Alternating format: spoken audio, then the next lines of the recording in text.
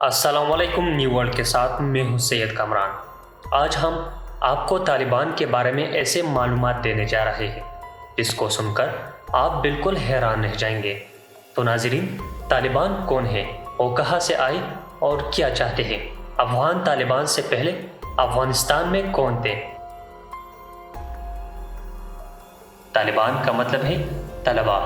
اس پر یقین کرے یا پھر نہیں، یہ وہی لفظ ہے جو پوری دنیا میں خوف پھیلاتا ہے۔ یونیسکو کے مطابق پشتو افغانستان کی 55% آبادی کی پہلی زبان ہے۔ پشتو پاکستان اور ایران کے دونوں حصوں میں بھی بولی جاتی ہے۔ دونوں کی سرحدیں افغانستان سے ملتی ہیں۔ آج لفظ طالبان سے مراد کافروں کے نظر میں ایک خوفناک اسلامی تنظیم ہے جنہوں نے افغانستان کا کنٹرول واپس لے لیا ہے۔ آج یہ لفظ خوف کو جنم دیتا ہے۔ افغانستان کو سلطنتوں کا قبرستان کہا جاتا ہے۔ تاریخ ہمیں بتاتی ہے کہ 11ویں صدی قبل مسیح سے مختلف سلطنتوں اور قوتوں نے افغانستان پر کنٹرول حاصل کرنے کی کوشش کی ہے۔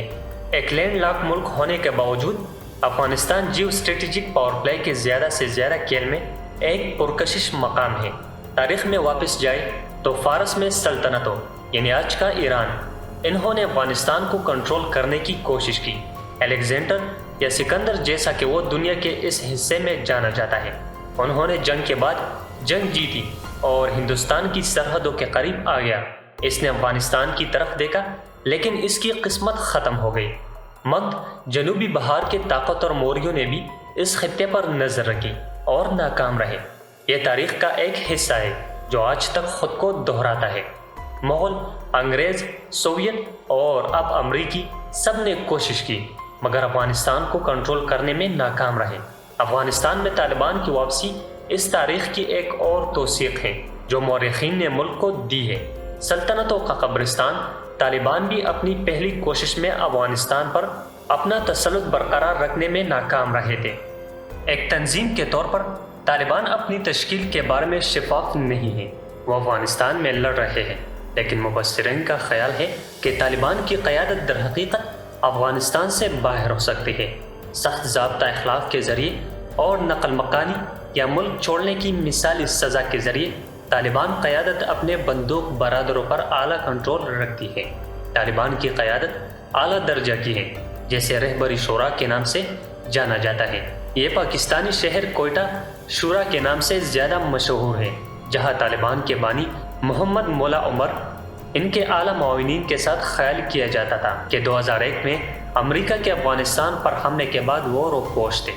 ملا عمر کی موت کے بعد طالبان کی قیادت ملا اختر محمد منصور کو ملی جو بعد میں پاکستان میں 2016 میں ایک امریکی فضائی حملے میں مارے گئے تھے۔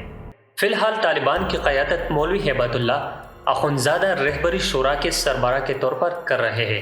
وہ کونسل جو تمام سیاسی اور عسکری فیصلے لیتی ہے جسے وہ امارات یعنی افغانستان کے زیر انتظام علاقے کہتے ہیں۔ طالبان کے اندر ہیبت اللہ اخندزادہ کے عہدہ امیر المومنین ہے جس کا ترجمہ وفادار کمانڈر ہے۔ یہ طالبان کا اعلیٰ ترین عہدہ ہے۔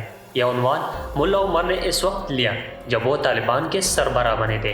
ہیبت اللہ اخندزادہ 3 معروف نائبین کی مدد سے رہبری شورا چلاتا ہے۔ وہ ملا محمد یعقوب، ملا عمر کا بیٹا، ملا عبدالغنی برادر طالبان کے شریک بانیوں میں سے ایک، اور سراج الدین حقانی نیٹ ورک کے موجودہ لیڈر ہیں جن پر بہت سے ممالک کی انٹیلیجنس ایجنسیوں کا یقین ہے کہ یہ دونوں کے درمیان رابطہ ہے۔ افغانستان القاعدہ اور پاکستان کی خفیہ agency intra state intelligence.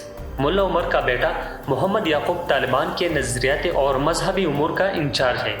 Siraj uddin Haqqani شورش پر قابو پانے کے ذمہ دار ہیں، یعنی طالبان کی مخالفت یا حکومت کی مخالفت کی کوئی آواز۔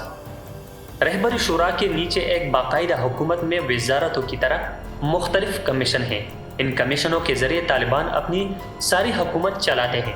یہ کمیشن فوج، معیشت، تعلیم، صحت اور پروپیگنڈے کے حوالے سے پالیسیاں نافذ کرنے کے ذمہ دار ہیں۔ ان میں سب سے طاقتور فوجی کمیشن ہے جو افغانستان کے صوبوں میں گورنروں اور کمانڈروں کا تقرر کرتا ہے کیونکہ وہ طالبان کی حکومت میں آتے ہیں۔ گورنر اور کمانڈر طالبان کے درجہ بندی کے تیسرے درجے کی تشکیل کرتے ہیں۔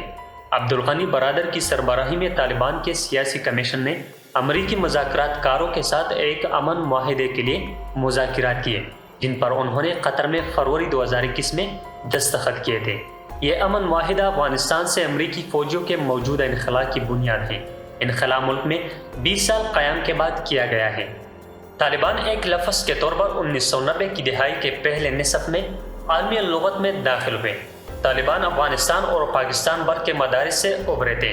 وہ ایک ملیشیا گروپ تھے جو افغانستان میں سماجی نظم کی قوت کے طور پر سامنے آئے۔ وہ 1990 کی دہائی کے دوران افغانستان میں سیاسی، مذہبی اور سماجی کنٹرول کے ساتھ ایک انتہائی محافظ گروپ کے طور پر منظر عام پر آئے۔ انہوں نے شریعت پر مبنی قانون نافذ کیا، جیسا کہ ان کے قدامت پسند عقائد نے ان علاقوں میں بدتدریج ان کے کنٹرول میں لیا۔ طالبان کی پہلی سیاسی طور پر نمایاں فتح 1994 میں ہوئی، جب انہوں نے قندھار پر قبضہ کر لیا اور اپنی حکومت مسلط کر دی۔ ایک قدیم شہر قندھار وسطی ایشیا، پاکستان اور بھارت کو ملانے والی راستے پر جنوبی وسطی افغانستان میں حکمت عملی سے واقع ہے۔ قدیم زمانے میں فارسیوں نے قندھار کو کنٹرول کیا اور سکندر اعظم نے اس پر قبضہ کر لیا، اس سے پہلے کہ چندر گپت موریہ اور اس کے پوتے اشوک عظیم نے شہر پر حکومت کی۔ طالبان کی اصل جڑیں افغانستان کے آخری شاہی حکمران محمد ظاہر شاہ، جنہوں نے 1933 سے 1973 کے درمیان حکمرانی کی۔ ظاہر شاہ افغانستان کے تیسرے حکمران تھے جنہوں نے کمیونسٹ سوویت روس کی ترقی پسند نظریات کی تقلید کرنے کی کوشش کی۔ پہلا حکمران امان اللہ تھا، جس نے 1923 میں افغانستان کا آئین پیش کیا۔ اتفاق سے اس سال جب انقلابی رہنما مصطفیٰ کمال اتا ترک نے ترکی میں اسلامی خلافت کا خاتمہ کیا، امان اللہ کے آئین نے تمام مذاہب میں صنف اور مواقع کی مساوات کا مطالبہ کیا۔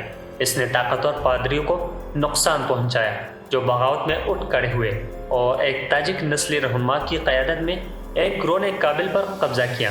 امان اللہ، جس نے پہلے اپنا لقب عامر سے بدل کر بادشاہ کر لیا تھا، اس نے کابل کا کنٹرول واپس لینے کی کوشش کرنے کے بجائے تخت سے دستبردار ہو گیا۔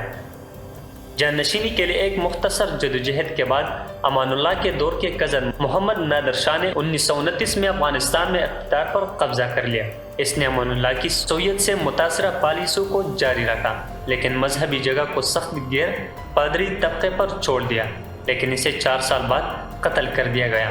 اس کے بیٹے ظاہر شاہ نے دوسری جنگ عظیم اور سرد جنگ کے ابتدائی اشروں کے دوران افغانستان کو دیکھا۔ وہ صرف 19 سال کا تھا جب وہ افغانستان کا حکمران بنا۔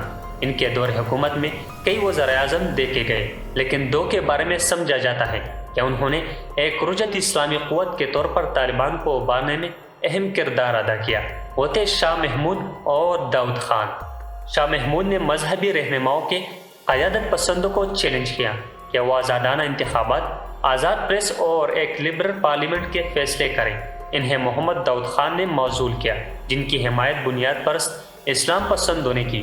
داؤد خان نے معیشت اور فوج کے سوویت ماڈل کو نقل کیا۔